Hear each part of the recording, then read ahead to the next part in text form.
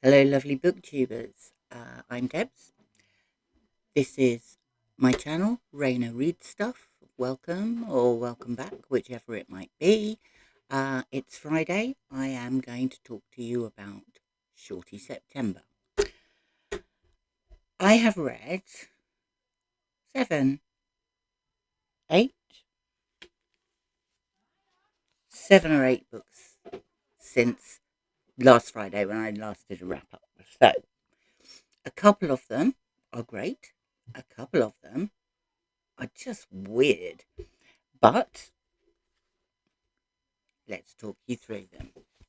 I've been using Shorty September as a really good excuse to read as many of the Penguin moderns that I've got as I possibly can. They're a box set of 50. I have pledged to myself, no one else, to read the whole lot by the end of the year. This week I read numbers 32 to 35 inclusive. So we'll start off with this one. Cyprian Ekwensi, Glittering City. This is about Lagos in Nigeria in the 1960s. And I really enjoyed it. It's one short novella or long short story. All of these books average, they're somewhere between 45 and 60 pages. So they're really short. I mean, they really do tick the Shorty September box. This one, we meet a character called Fussy Joe. Fussy Joe is a bit of a flyboy. He plays trumpet in a band. He has lots of ladies all over the place. He lives off them, basically, persuades them to buy him things and look after him. And it's his story in Lagos. He gets himself into trouble. It starts with him meeting a young northern Nigerian country girl who's come to the big city to meet her fiance. And she gets off a train. There's nobody there to meet her. And Fussy Joe persuades her that her mother and uncle have been there, left already, and so he's going to look after her. And off he takes her, gets her drunk, takes her to clubs, all sorts of things. But it's his story in Lagos. It's really nicely written and it's very entertaining and I enjoyed it very much. Then we move on to this, Jack Kerouac, Piers of the Homeless Knight. There's 2 stories in here. I don't know how I feel about Jack Kerouac. He's the sort of author that I think I ought to like and don't quite make it. The first story, which is the Piers of the Homeless Knight, is it's a bit of a mind dump, really. Um, he travels to meet a ship, a naval ship coming in, on which a friend is serving. His friend wants him to bring a gun. He decides not to bring a gun. Um, and he's hoping to get a job on a ship that's sailing around the world. But in between that, there's a lot of brain dump. I didn't really like that one that much. I much preferred the second one, which was called The Vanishing American Hobo, which was a piece about how you can no longer be, and no longer be. This was published in 1960. Um, it's how you could no longer be in 1960 um, a self-respecting hobo. Um, you were not treated as hobos had been treated 40 years before, or even 20 years before. How you couldn't just wander around America and not do very much and expect people to feed you anymore. And it was quite good, quite interesting. The first one, not so much. Not really for me, I don't think. This guy, Hans Fallada, Why Do You Wear a Cheap Watch?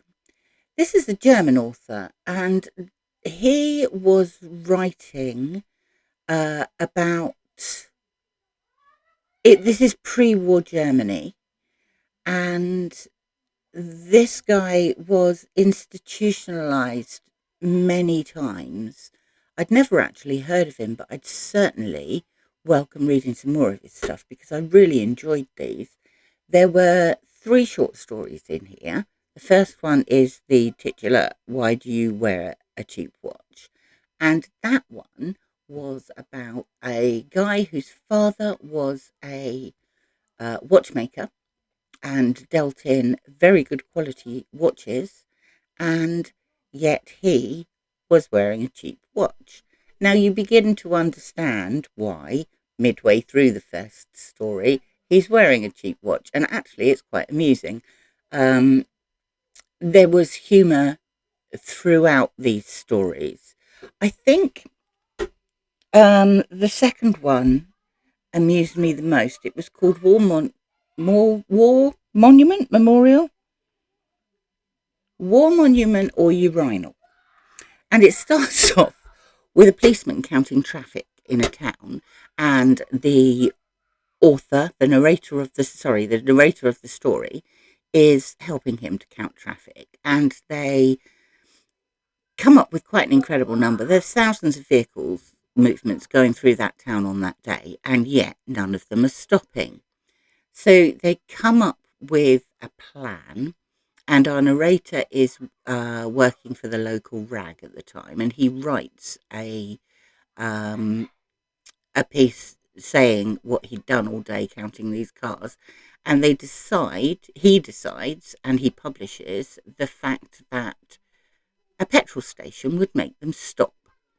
And all these vehicles would then bring trade to the town. And the rest of the story is about how interesting. My laptop just had a bit of a meltdown then. Anyway, the rest of the story, the second story in this, is about how the town planners receive this information and this idea, and they go through the machinations of trying to organise it, and it's hilarious. Loved it. The third story is called 50 Marks and a Merry Christmas, and it's about this young couple who don't have very much money, who come up with an idea for saving money for Christmas. And they write a list of all the things that they want for Christmas. And that's good as well. Thoroughly enjoyed this and will certainly look out for some more. The last one I also enjoyed, Truman Capote. I like Truman Capote. This is The Duke in His Domain, and it is some journalism that Capote wrote that was published in the New Yorker in 1957. And it's like an audience with Marlon Brando. Capote goes out to Kyoto in Japan, where Marlon Brando is filming Sayonara, and they meet up for dinner at the apartment that the hotel suite that Brando is staying in, and it's like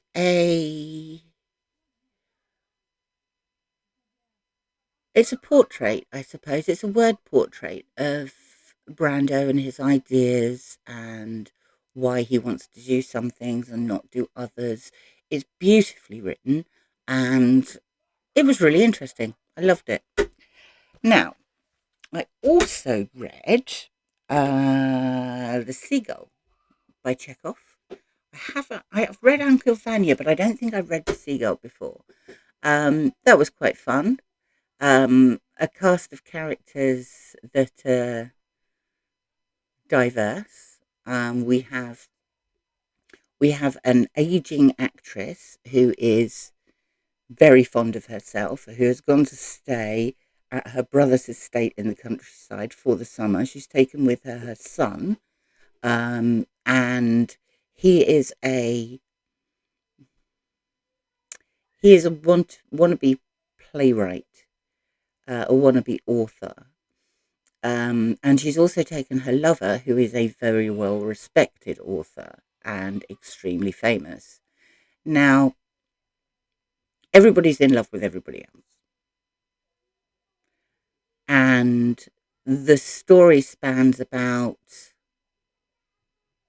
3 or 4 years in total, with the first three acts being reasonably close together and the last act being a few years later.